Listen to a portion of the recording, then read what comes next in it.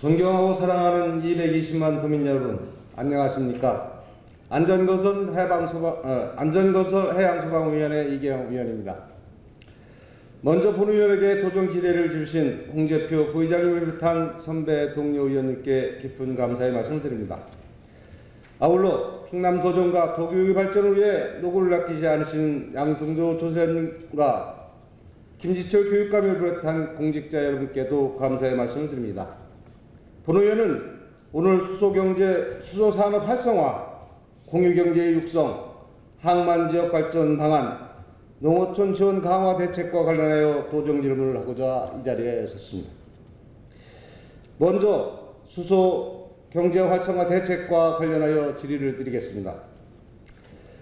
미래학자 제밀리 리피크는 2002년 출간한 수소경제에서 수소는 지구에서 구하기 쉽고 고가달지 않으며 공해도 배출하지 않는 에너지라는 설명을 하며 석탄, 석유 연료의 대안으로 수소가 에너지가 되는 미래 경제로 나가야 한다고 역설한 바 있습니다.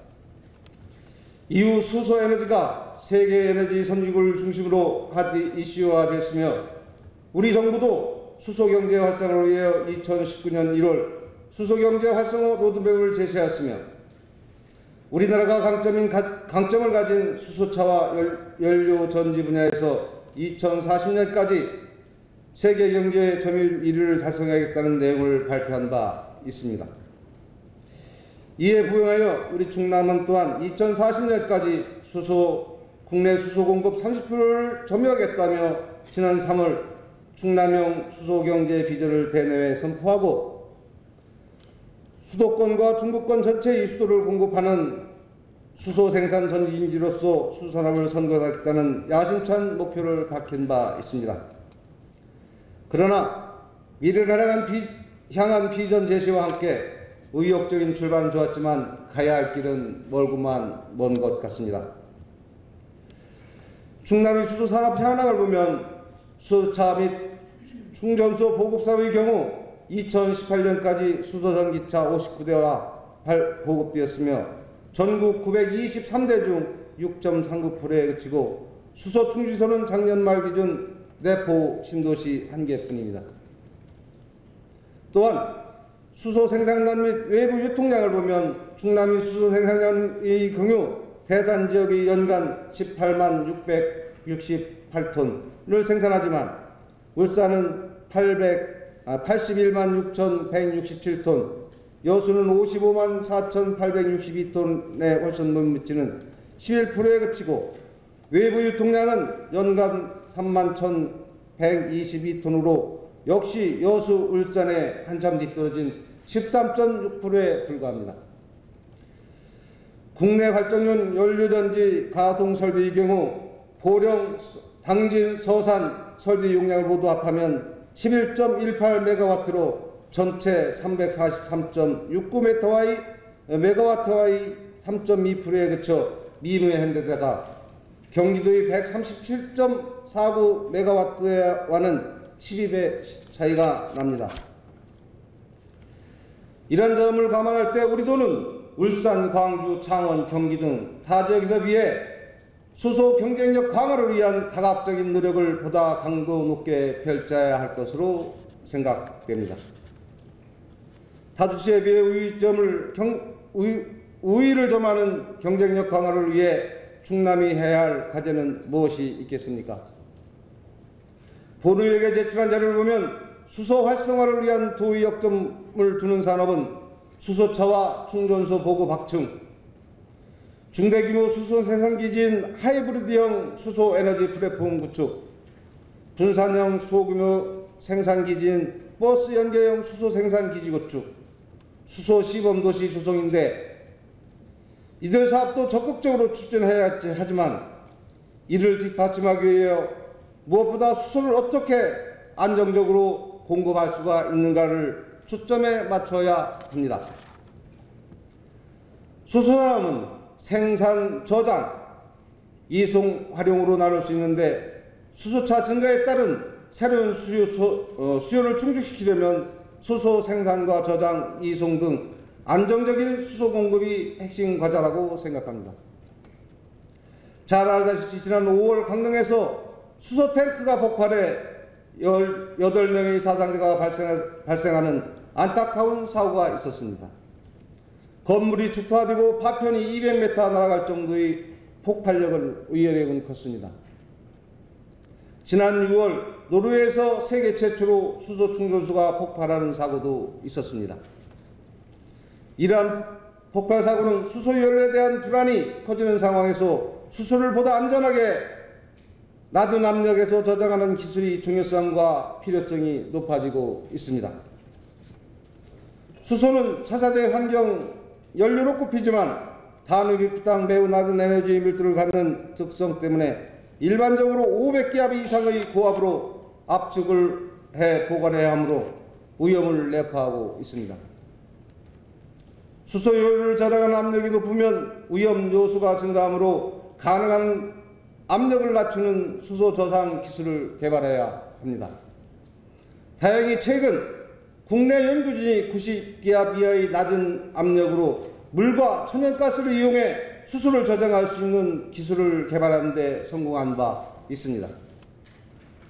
물을 드라이아이스와 유사한 형태로 띈 고체 물질인 가스 하이드레이트를 만들고 여기에 메탄, 에탄, 천연가스와 함께 수소를 주입해 수소 저장 밀도를 획기적으로 계산하는 동시에 저장 압력을 낮춤으로써 수소 운송, 저장 안전성, 경제성을 동시에 확보할 수 있게 되었습니다. 현재 국내 수소 산업의 대부분을 차지하고 있는 부생수소는 주로 석유, 정유화학, 제철 산업에서 발생하며 이러한 공장들은 대부분 국내 천연가스 공급망의 출발점에 위치하고 있다는 것입니다. 따라서 부생수소를 기존 천연가스와 배관망을 통해 수소 충수소로 이송하고 수소 충수소를 이를 가스 하이드레이트로 저장할 경우 수소 공급 가격을 크게 낮출 수 있는 데다 다가올 수소 시대의 수소 저장 원천 기술을 제공할 것으로 보여 큰 기대감을 갖습니다. 우리 도가 선도적으로 나서 이런 수소 저장 기술 개발을 더욱 고도화하고 실용하는 데 적극 나서야 합니다. 필요하다면 관련 연구소를 설립하여 안정과 경제성이 보장된 10기압 이하의 저압 수소 저장 기술에 박차를 가함으로써 수소 생산 거점으로서 독보적인 위상을 구축에 역량을 집중할 필요가 있다고 생각합니다. 이에 대해 지사님 견해는 어떠하신지 답변해 주시기 바랍니다. 다음은 공유경제 활성화에 대한 질의를 하고자 합니다. 누구나 알고 있듯이 공유경제는 내가 가진 유효 재산을 필요한 사람에게 빌려주거나 소유권 이전을 해 소득을 얻는 경제활동입니다. 여기요 유효 재산은 물건만을 의미하는 것이 아닙니다. 남은 공간, 돈, 노동력, 경험, 재능도 될 수 있습니다. 즉 내가 쓰지 않으면서 남들이 필요하다면 그것이 바로 공유의 대상이 되는 것입니다. 우리 민족은 공유경제의 오랜 전통을 갖고 있습니다. 노동이 귀했던 농경사회에서 두레나 품앗이로 노동력을 공유해왔고 도서관에서 책을 빌려보거나 엄마들이 공동유아 모임을 만들어 자신의 아이를 돌보는 시간에 이웃 아이를 돌보기도 했습니다. 이러한 공유경제가 최근 인터넷, 스마트폰 등 정보통신 시대를 맞아 더욱 주목받으며 활성화되고 있습니다.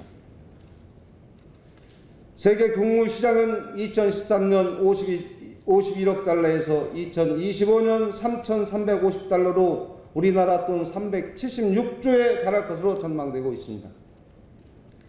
차 한 대 보유하지 않은 우버기업의 가치는 135조로 미국 자동차 빅3를 합친 것보다 많으며 방 하나 소유하지 않은 ABNB의 기업 가치는 세계 최대 호텔 체인인 힐튼을 넘어서고 있습니다. 우리나라도 1인 가구 증가와 거미줄 같은 초고속 인터넷 구축, 세계 1위 스마트폰 보유율, 소유에서 공유로 소비 패턴 변화 등으로 공유경제가 빠르게 확산되고 있습니다.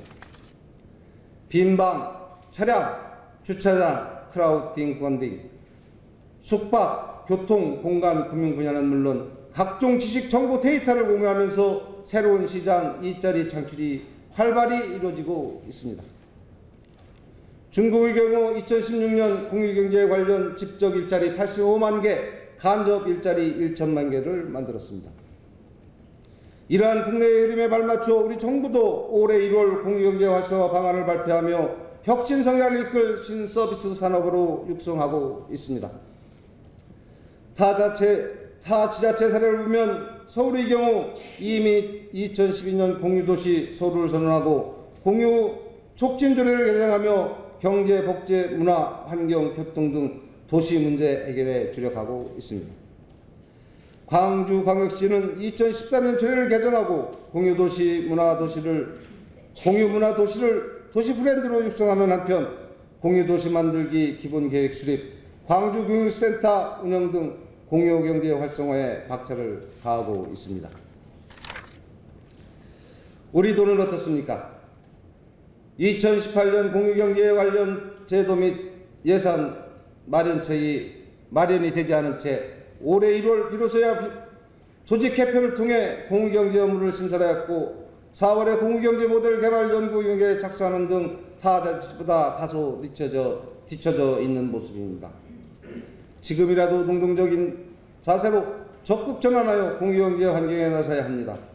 타자체와 모범세를 벤치마킹하여 우리 도 실정에 맞는 충남형 공유 시스템을 만들어야 할 것입니다.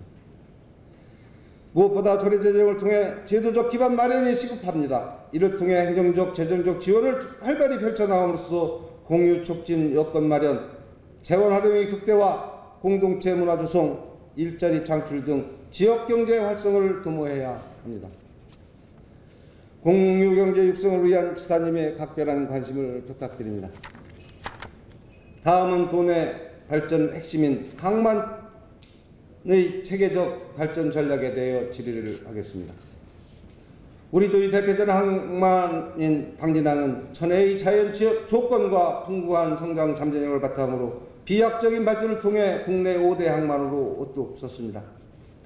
당진항은 전국 최대 물동량의 증가율을 기록하며 지난해만 물동량이 5,400여만 톤을 달하였고 앞으로 중국 황해권 물류 증가 추세에 힘입어 동북아시아의 항만으로 도약할 것을 자명합니다. 이러한 흐름에 맞춰 도에서는 21세기 동북아 황해권 중심 항만 구축을 위해 도내 항만별 특성을 고려한 대책 마련을 도심하며 특히 당진항의 경우 제철, 철강 전용항을 중심해서 화물, 일반 화물 등 물류 항만으로 집중 육성할 계획인 것으로 알고 있습니다. 당진을 포함한 이러한 항만 전략은 우리도뿐만 아니라 우리 정부에서 추진하고 있으며 지난해 관련 용역을 착수했고 수요조사를 통해 마련된 항만 경쟁률 강화 방안을 2020년 제4차 항만 기본계획에 담아 고시할 예정입니다. 이에 따른 지자체들을 앞다투어 제4차 항만 계획을 각종 항만 시설 개발 사업에 거론하며 불꽃 튀는 경쟁을 펼치고 있습니다. 우리 충남의 경우도 집행부가 해수부 등 중앙부처, 한국해상수산개발연구원 등 유관기관을 방문하는 등 다각적인 노력을 전개하고 있습니다. 도가 4차 항만 계획 등을 반영하는 주요 사업은 32건 2조 8,500억으로 이중 특히 전략적으로 추진해야 할 사업은 당진항 부곡지구 항만 배후단지 조성, 성문지구 부두개발과 제3차 항만 계획에 반영되었지만 미시에 엔개어 재반영을 요청한 송산부두, 한계선 확장 등으로 이들 사업은 충남 경제 발전은 물론 대한민국의 미래 비전을 실현하는 차원에서 반드시 필요한 사업입니다. 이렇게 국가 발전 전략의 일환으로 주요 항만 경력의 강화가 정부의 핵심 과제로 추진 중인 중체대한 이 시점에 많은 도민들과 관련된 전문가들은 현재 당진 항만공사를 확대 개편하여 충남 당진 항만공사로 새롭게 출범해야 한다는 목소리를 높이고 있습니다. 이를 통해 당진항을 우리나라의 대표 항만으로 종합적 체계적 육성하자는 것입니다. 정부의 제4차 항만 계획이 수립 중인 지금이야말로 충남 당진 항만공사를 설립을 통한 당진의 백고동 소리를 빌 조류의 찬스입니다. 경기도리님이 경기 평택항만공사를 설립하여 평택항을 글로벌 항구로 육성하며 저만치 앞서가고 있습니다.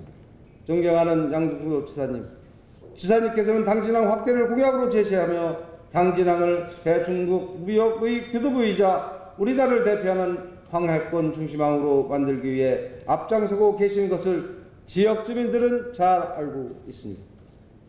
도민의 기대에 부응하여 항만공사 출범이 최적기인 지금 지사님께서는 조금만 힘을 실어 속도를 내주신다면 당진항은 대한민국과 동북아시아를 넘어 세계적인 항만으로 거듭날 수 있는 획기적인 전기를 맞이하게 될 것입니다.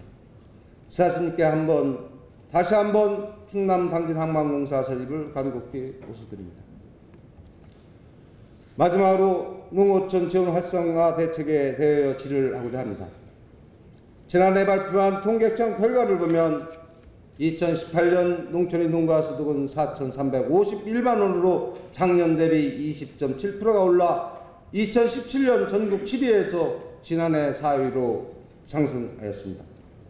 그러나 부채 돈으로 전년도 2,105만 원에서 53.5%가 급증한 3,230만 원으로 달해 소득 증가율은 2배가 훨씬 넘는 것으로 나타났습니다. 어가소득의 경우 통계청이 전국 평균 어가소득 발표에 따르면 매년 증가 추세로 2017년 4,900만 원에서 지난해 처음으로 5천만 원대에 진입하였으나 2017년 도시근로자 대비 82.3%에 그쳐 우리 농촌의 소득은 도시에 훨씬 못 미치며 도시와 농촌 간의 격차는 여전한 것으로 나타났습니다. 무엇보다 저출산 고령화 추세가 농촌 지역을 중심으로 빠르게 진행되고 있으며 농촌은 경영비 상승으로 어촌은 기후변화와 자원남익 등 매년 불확실한 어업 생산으로 충남 농어민들의 삶은 여전히 힘들고 고달플만 합니다. 더욱이 예기치 않은 양파, 마늘 등 농작물의 가격 하락과 폭염에 따른 어려움은 더욱 가중되고 있습니다. 이러한 농촌의 위기상황에 직면하여 먹거리 생산하며 국민 건강을 책임지는 농업 분야에 대해 정부는 물론 지자체는 애정 어린 관심을 갖고 농민에 대한 지원을 강화해야 합니다. 특히 집행부가 충남도 농가 소득이 통계상 증가를 보이고 있으며 농촌은 그래도 좀 나은 편이 아니한 자세를 달피하여 심화되는 저출산 고령화 부채 증가 문제 등 문제 극복과 기후변화가 미치는 작물 어족자원의 피해 대책 등 우리 농촌의 경쟁력을 높이기 위해 종합대책을 적극 마련해야 합니다. 이러한 농업 소득보조를 포함한 현장 소통을 강화하여 농촌과 어촌이 고루 잘 살며 농업인의 삶의 질이 실질적으로 나아질 수 있도록 주거, 교육, 문화, 복지, 보건, 의료 등 분야별 지원 활성화 대책과 지속적인 소득 증대와 무엇보다 급증하는 부채를 감소를 위한 정책들을 능동적으로 펼쳐야 합니다. 존경하는 지사님께서 도내 어민들과 만남 등 소통의 자리에서 현장 체감도가 높은 핵심 영역을 중심으로 한 과제들을 적극 추진해 지속 가능한 농촌, 살기 좋은 농촌을 만들어 가겠다고 강조하시지 않았습니까? 저출산과 고령화 지키다를 맡고 있는 농어촌, 도시와의 격차 등 양극화의 위기에 헤어나지 못한 채 기후변화까지 겹쳐 농사할 피해를 입고 있는 우리 농민과 어민들은 지사님의 관심과 지원을 간절히 열망하고 있습니다. 이러한 갈구에 위원하지 마시고 변함없는 농촌 사랑과 농민을 위한 지원 대책 과가를 지사님께 간곡히 호소드리며 이상 저희 도정 질문을 마치겠습니다. 경청해 주셔서 감사합니다.